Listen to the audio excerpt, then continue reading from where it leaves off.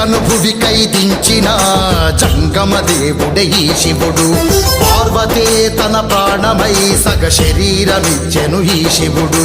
కైలాసమునే వదిలేసి హిమగిరులను నువ్వు దాటేసి అమర్నాథులో కనిపించి కాశీలో పాపము త్రుంచి వేములవాడలో వెలసిన తండ్రి హర హర మహదేవా, హర హర మహదేవా.